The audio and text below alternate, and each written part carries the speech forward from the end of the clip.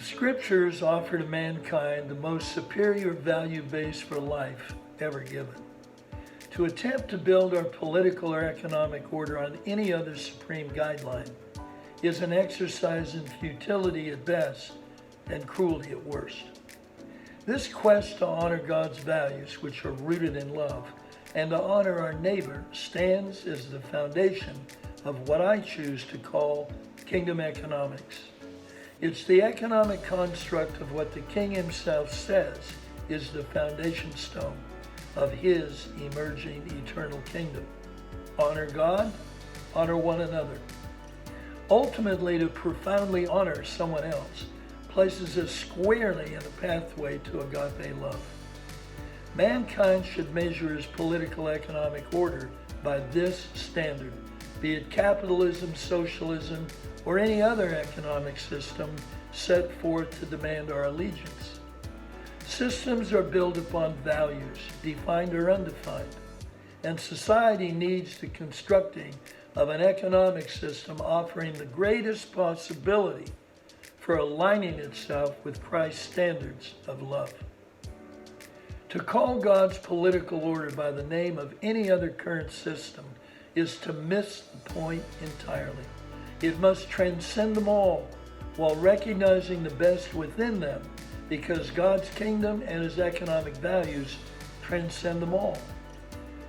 Secular society is committing suicide in its attempt to keep spiritual values out of the public square in terms of affecting the culture and social systems.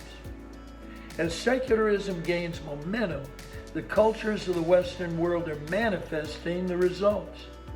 Economic crisis due to the corruption of the financial sector's values, and civil government's seemingly unending need for increased control over the lives of their citizens. The seriously declining birth rates, while at the same time the tidal wave of retirements from the baby boomers is about to place huge demands on entitlement programs, defunded retirement programs, and massive disintegration of the traditional family units, with half of the marriages today ending in divorce, giving us an increasing number of children born out of wedlock and a third of the adult population living out of wedlock for the sheer fear of making long-term commitments. Secularism's demand that all spiritual values from the Judeo-Christian heritage are to be kept outside of the major influence of the cultures and the management of those cultures, guaranteeing, I might add, their own demise.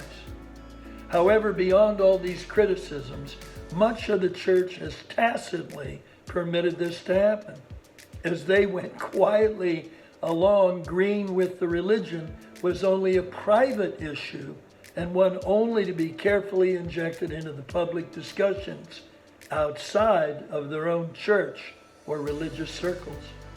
In reality, folks, we all must engage what Christ has given to us as both citizens of his kingdom and of our nations. We must attempt to contribute to the betterment of both. Our challenge is to help reveal Christ's relevancy to the whole of the human condition as a king who inaugurated the kingdom with comprehensive answers to the sins and infrastructures of the world. The ultimate question for Bible-believing Christians, then, is not when is God going to establish his kingdom on earth. Christ already has.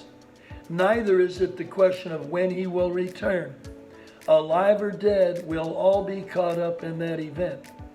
Our most daunting question is this: what does he expect of each of us in the midst of our busy lives in terms of personal growth, constructive social interaction, and in our roles as citizens of our communities and our nations?